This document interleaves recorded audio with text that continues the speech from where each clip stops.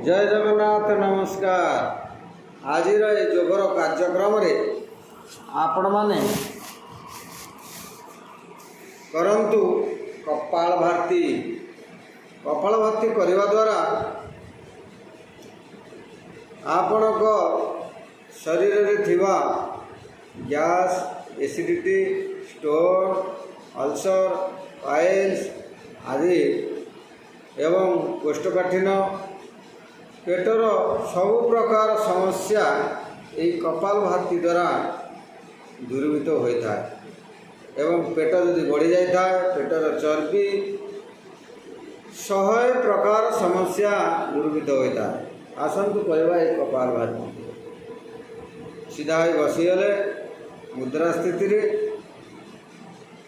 आम पेटर नाभि अंशटा को दबाइबा एवं पेटर थिबा गैस टाको पवन टाको नाक पटे खाली बाहर करवा। आसन करवा स्टार्ट करवा।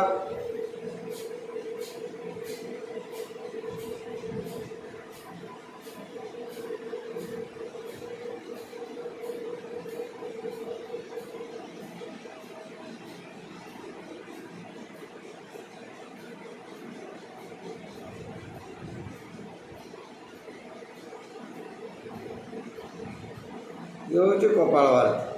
आपण को 5 ରୁ 15 मिनट पर्यंत जदि करेंगे ताले निश्चित भाव में आपण को जीवन सारा गैस मेडिसिन खाइबा पड़ेगा नहीं।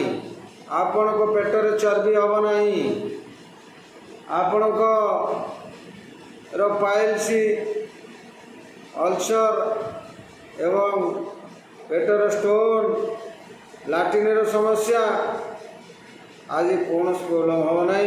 आपण मैंने प्रतिदिन 5 ରୁ 15 मिनट समय बाहर करी जदि आमर आकु करेंगे ताहले आपणकर जीवन सारा किसी हम ना। जय जगन्नाथ।